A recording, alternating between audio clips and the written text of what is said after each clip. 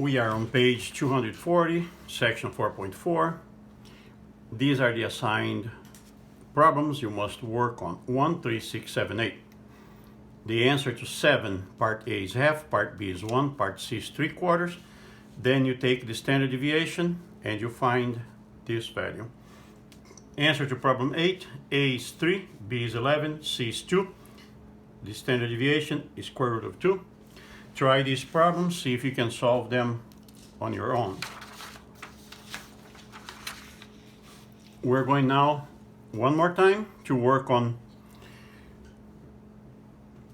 moment generating function.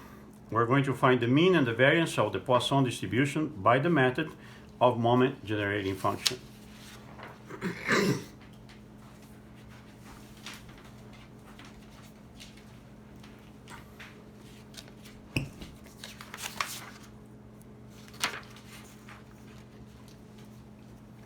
Moment 1 gives the mean. In order to find that, you must set the t equals 0 on the first derivative. Moment 2 makes the way to find the variance. You take the second derivative, set t to 0. Moment 3 will give you the skewedness. You find the third derivative, set t to 0, find the skewedness. If the skewedness equals 0, the distribution has roughly a bell shape. If the skewedness is negative, the distribution is skewed to the left. If the skewedness is positive, the distribution is skewed to the right. If the distribution is continuous, you do integration using e to the power tx times the function of x dx. You must integrate on the entire domain of the function. However, the Poisson is discrete, therefore you must be given the moment generating function. Here is the moment generating function for the Poisson. We want to find the first derivative of this.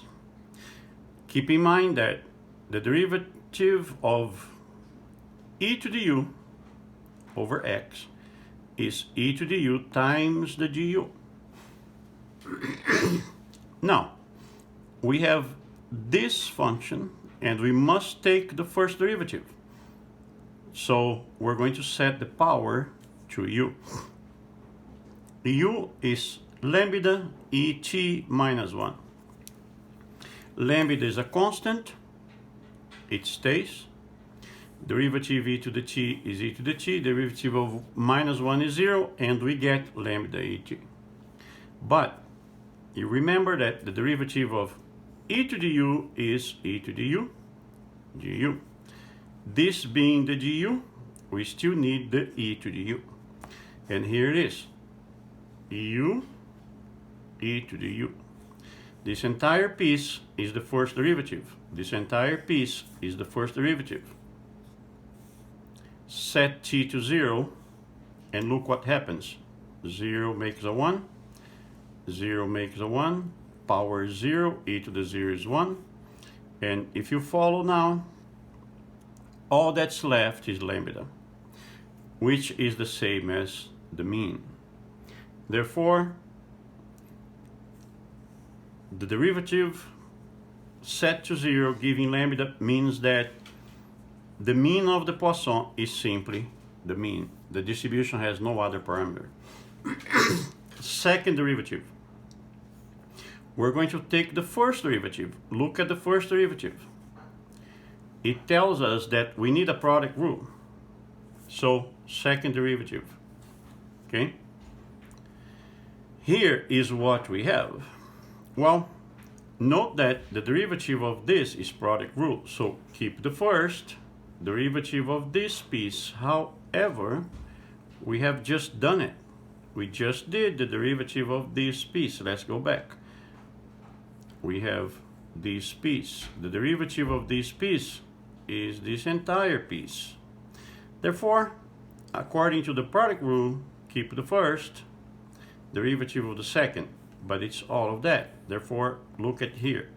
Keep the first, the entire derivative of the second. Plus, now we keep the second, we're keeping the second. and taking the derivative of the first, which is the first itself. So the second derivative gives this entire piece plus this. If we carefully look at the pieces, most of it repeats, meaning this entire section and this entire section are the same. We're going to factor this piece out. When you take this entire piece and kick it out, here it is. This guy is left inside the parentheses. Plus, this entire piece went out, so times 1. This is the simplification of the second derivative. So here's the second derivative of the Poisson, this entire thing. We must now set it to 0, all the t's to 0. Put a 0 here, a 0 here, a 0 here. What's going to be left on this piece is lambda. On this piece is simply lambda plus 1.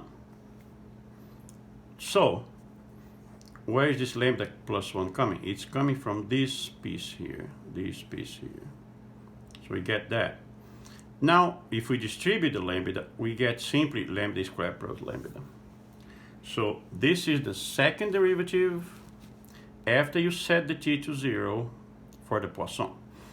Now we must use the second minus the first squared in order to find the variance. So here it is, the second right down below, minus the first squared. Here's the first squared.